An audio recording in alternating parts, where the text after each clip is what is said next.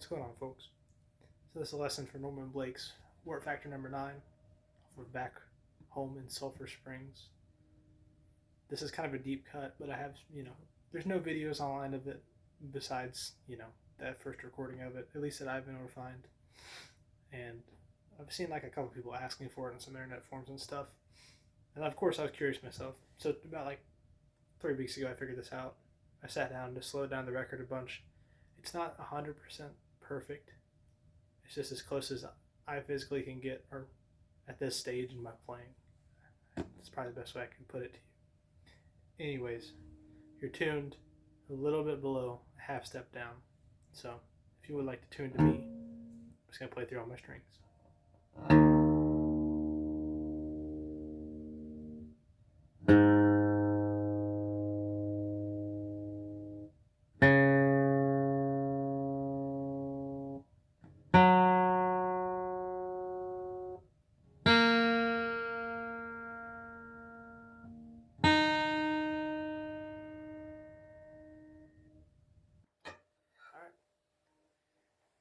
Rewind that as much as you need to. If you have one of these Diodario like sound hole tuners, you're to the second yellow light on the flat side of the note on each of those strings, again from a half step down. All right, without further ado.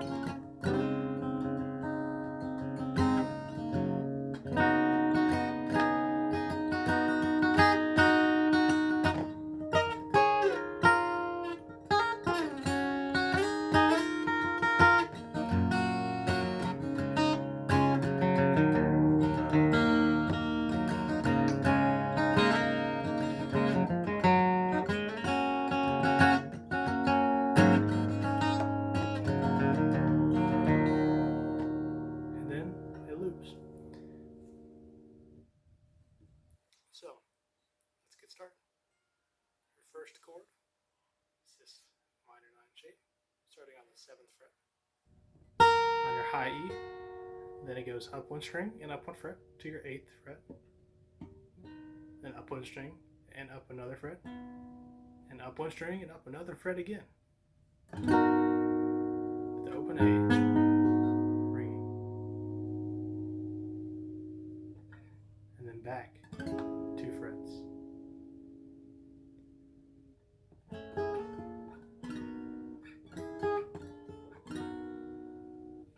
So we'll play this really slow. Your picking pattern doesn't really matter.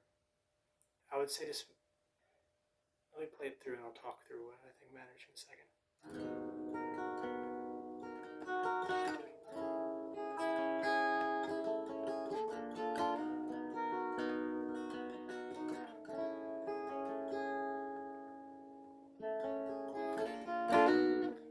That slide up should feel like you're pushing into that last chord. I don't know. To me, that's kind of the essence of this whole song. It's kind of like this rolling sensation. It's the rhythm is so free feeling, but it feels like you're constantly pushing and falling down again. And especially that's really exemplified in that intro, in my opinion.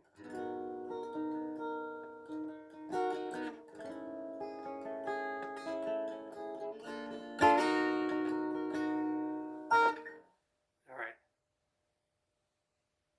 Next part, a lot easier.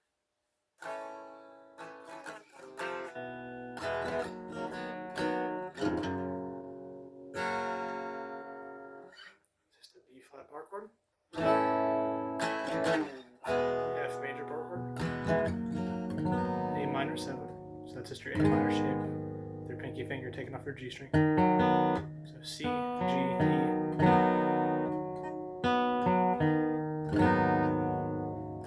Just a G.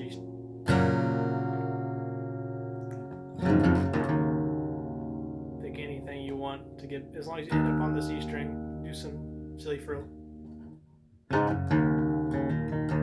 Anything you do, if it's there. That's just descending from your high E, B, G, slide up. We'll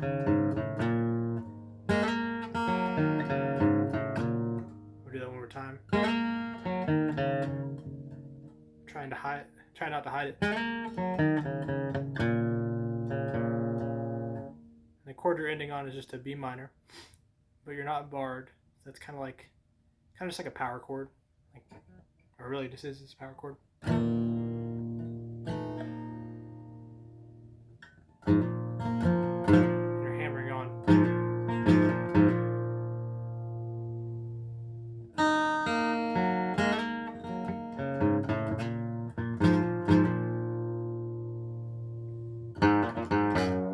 Back to your E minor, which you're not actually playing E minor, but it's kind of what you're outlining.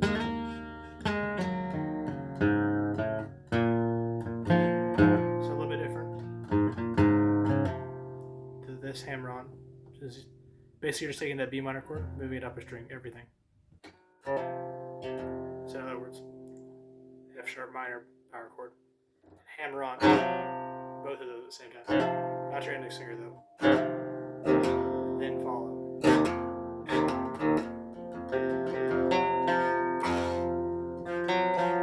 And add that just to fight against itself. Sure, put some extra muscle behind it. And then walk your energy back down with this back.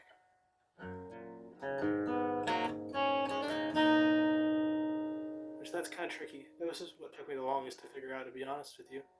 It doesn't seem like it would be, but you gotta really strategically avoid. You can't be hit. Oh, sorry. You gotta save your D string for the next part. So, except you hit it there.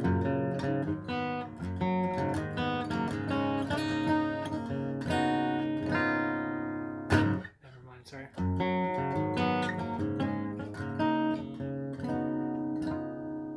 I'll slow that down.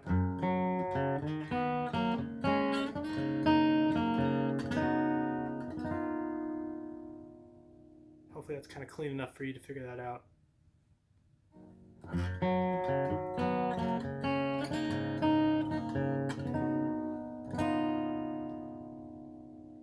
And to walk through the shapes I'm using. G, A minor 7, D sus. Move that D sus up 2 frets. Oh, sorry. C major triad. With your index finger back on the fret.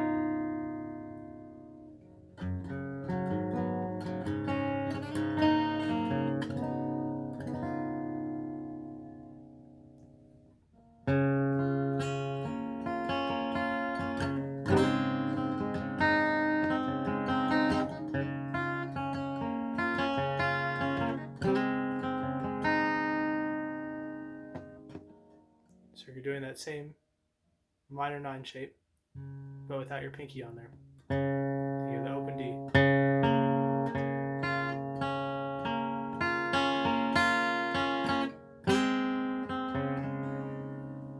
I actually don't know what that would be. That's just 2nd fret B string, 2nd fret G string.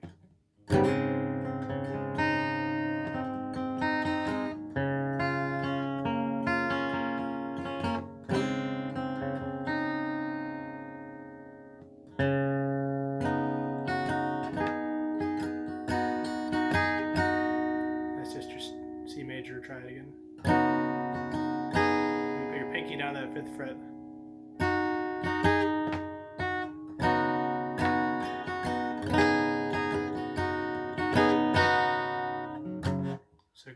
way back to the walk up.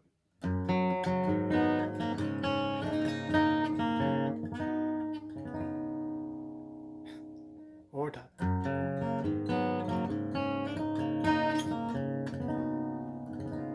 And really try to make that sweet.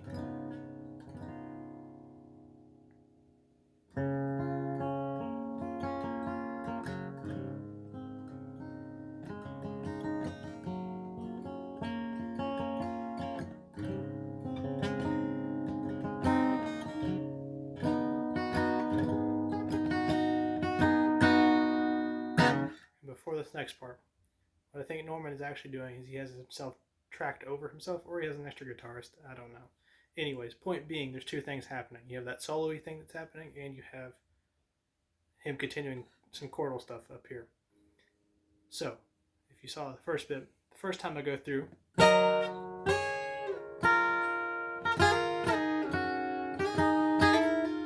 it's me kind of trying to incorporate some of the solo bits that are happening, but still keep some sort of accompaniment to myself.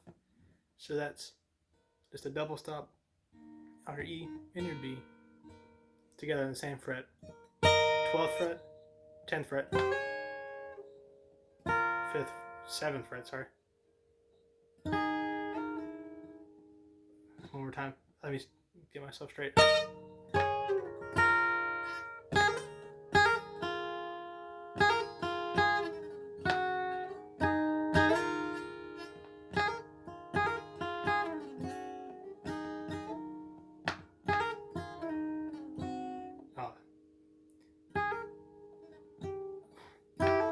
Not just figure it out. It's really hard to fit that in a lot.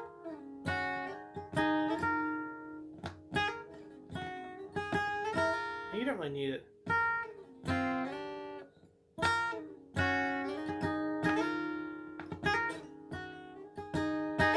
Something like that works too.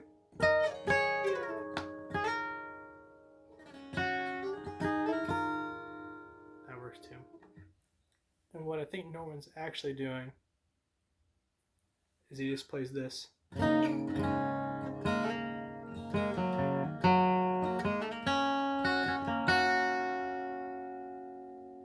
that's same chords when we walk up. A D sus up 2 frets. Back to the open D sus. Up 2 frets.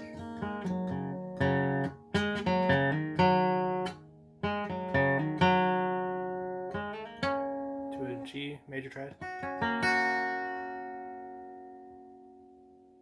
So again, your two options are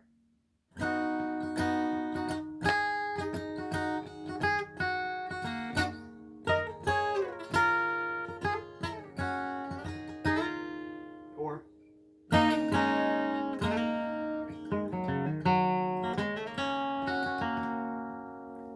take whichever one you like best, or learn them both. Use them like I did. It doesn't really matter. As we saw, it's a lot harder to pull off, in my opinion.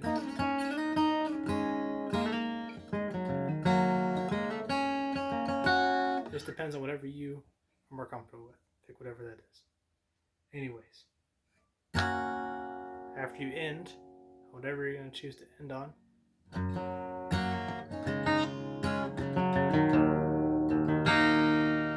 just a G chord. Pretty familiar.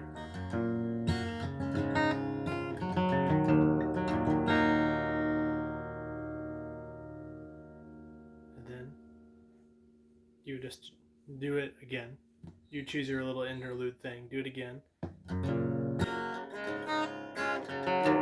just end on that E minor. And then you made it all the way back around. Congratulations.